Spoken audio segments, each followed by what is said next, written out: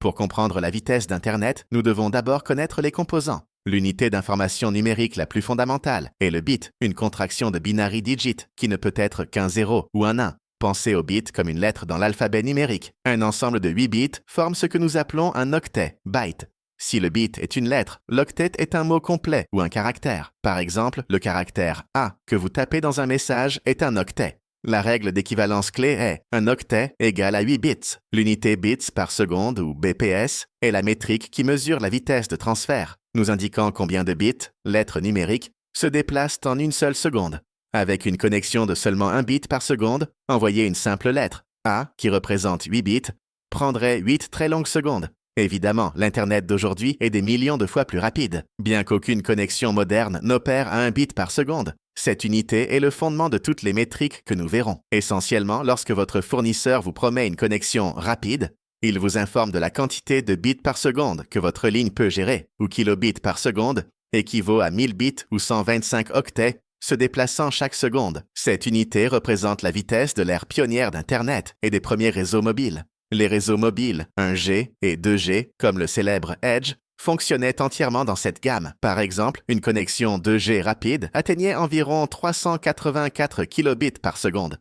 Il est essentiel d'appliquer ici la règle. Un octet égale à 8 bits. Cette vitesse équivalait à environ 48 kilooctets par seconde. Imaginez le kilobits par seconde comme un tuyau d'eau très étroit. Les paquets de données, courriers électroniques, petites chansons MP3 passaient juste à temps, mais charger une page web avec des images ou un GIF pouvait prendre plusieurs secondes. Ce niveau ne permettait que la navigation basée sur du texte.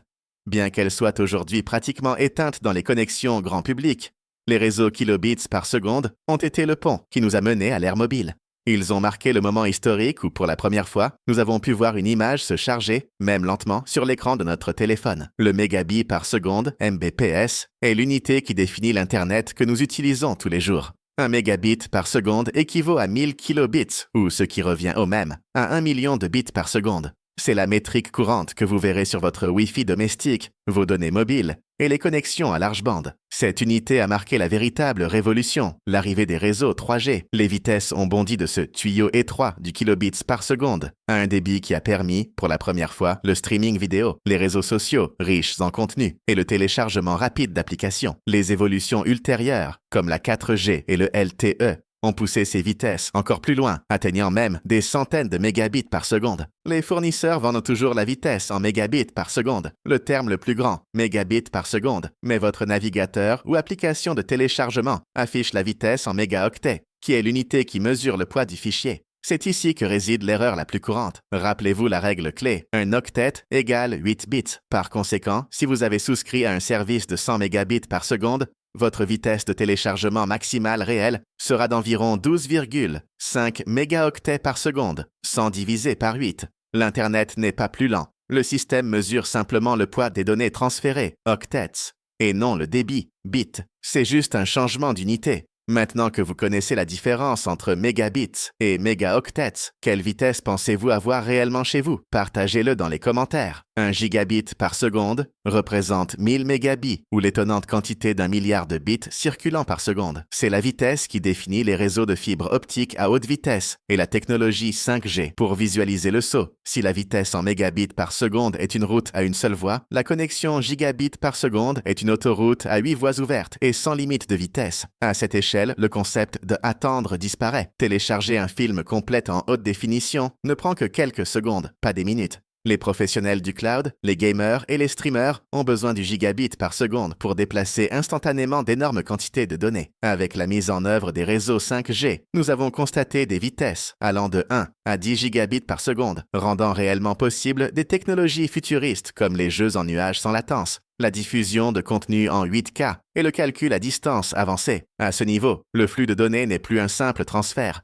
C'est un torrent constant et à haute pression. En appliquant la règle un octet égale à 8 bits, si vous avez une connexion de 1 gigabit par seconde, votre vitesse de téléchargement maximale réelle est de 125 mégaoctets par seconde. Avec cette puissance, télécharger un fichier lourd de 10 gigaoctets se termine en moins d'1 minute. C'est une vitesse incroyablement disruptive par rapport à l'Internet d'il y a une décennie. 1 terabit par seconde représente 1000 gigabits, ou le chiffre impressionnant d'1 billion de bits par seconde. À ce niveau, nous laissons derrière nous l'Internet domestique et entrons dans la vitesse de la propre colonne vertébrale d'Internet. Alors que votre maison utilise des mégabits par seconde ou des gigabits par seconde, des géants comme Netflix, Google ou Meta déplacent des données entre leurs centres à des vitesses de multi-térabits. C'est cette capacité massive qui leur permet de diffuser en streaming des millions de vidéos 4K et HD simultanément pour des utilisateurs du monde entier sans que le système ne s'effondre. Pour comprendre l'ampleur, un seul téraoctet par seconde peut théoriquement déplacer 125 gigaoctets par seconde. Avec cette vitesse, vous pourriez télécharger une énorme collection de films en 4K en seulement quelques secondes. Ou, dans une comparaison encore plus étonnante, on pourrait télécharger tout le contenu mis en ligne quotidiennement sur YouTube en moins d'1 heure. Les réseaux terabits par seconde sont le moteur des câbles sous-marins qui relient les continents, des grands centres de données et des principaux fournisseurs d'accès Internet qui desservent des pays entiers. À titre de référence pour la vitesse future, en 2022, des vitesses expérimentales de plus de 1.84 pétabits par seconde, équivalent à 1840 terabits par seconde, ont été atteintes. Une bande passante suffisante pour diffuser toutes les vidéos de YouTube simultanément. 1 pétabit par seconde équivaut à 1000 terabits, ou ce qui revient au même, à un quadrillion de bits se déplaçant chaque seconde. Cette vitesse n'est pas utilisée par les consommateurs et est rarement observée même dans les infrastructures commerciales massives. À cette échelle extrême, l'approche change complètement. Il ne s'agit plus de la rapidité avec laquelle vous téléchargez un fichier, mais de la synchronisation mondiale. Déplacer et stabiliser des volumes entiers d'informations entre les continents de manière instantanée. Pour mettre le volume en perspective, un PBPS peut transférer 125 téraoctets par seconde. Cela signifie que vous pourriez faire une sauvegarde complète de la bibliothèque de streaming d'une plateforme mondiale ou sauvegarder toutes les mises en ligne quotidiennes de YouTube en seulement 1 seconde. Avec cette puissance, la distance entre 2 points cesse d'être une limitation. Le principal défi devient l'intégrité des données. Comment maintenir ce flux massif d'informations stable, sans erreur et parfaitement synchronisé à l'échelle mondiale? Un hexabit par seconde équivaut à 1000 pétabits, ce qui se traduit par un quintillon de bits se déplaçant chaque seconde. Cette magnitude dépasse ce que n'importe quel réseau humain actuel peut opérer. Aucun fournisseur d'accès Internet, réseau de fibre optique ou système de cloud sur Terre ne déplace des données aussi rapidement encore. Cependant, le BPS est l'objectif à atteindre pour l'avenir de l'intelligence artificielle, de la communication spatiale et des réseaux quantiques. À cette échelle, les câbles physiques et la fibre optique traditionnelle atteignent leurs limites. C'est pourquoi les chercheurs se concentrent sur des solutions radicales, telles que le transfert de données basé sur la lumière, les liaisons laser par satellite et même la téléportation quantique pour contourner les limitations des câbles. En résumé, si le TBPS est l'épine dorsale de l'Internet actuel, le BPS sera le moteur des réseaux neuronaux à l'échelle planétaire. Ceux qui exécuteront les intelligences artificielles globales, simuleront la Terre en temps réel ou connecteront un poste sur Mars à notre planète avec à peine de latence.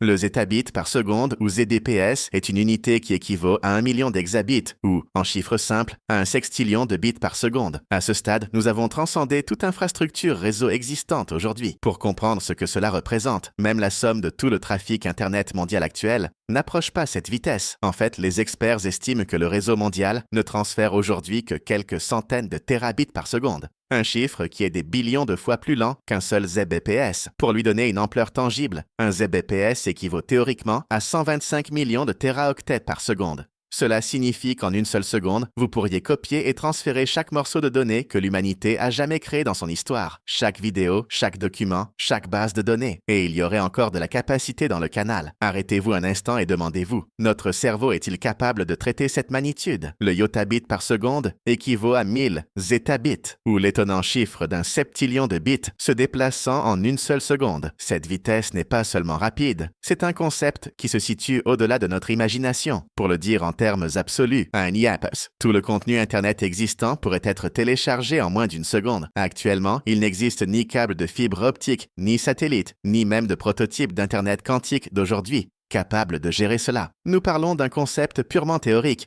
une vitesse qui ne pourrait se manifester que dans le transfert de données quantiques ou dans une future communication au niveau neuronal. En perspective, une connexion gigabps est des billions de fois plus rapide que le pic maximal des réseaux 5G que nous utilisons aujourd'hui, qui oscille entre 1 et 10 gigabits par seconde. À ce point de vitesse, nous ne parlons plus simplement de déplacer des données, nous parlons du transfert instantané de la connaissance et de l'information dans son état le plus pur. Ainsi, la vitesse de nos données n'est pas seulement un chiffre, mais la clé qui débloque notre présent et l'avenir étonnant de l'information. Laissez-nous un commentaire et dites-nous quelle vitesse vous a le plus surpris.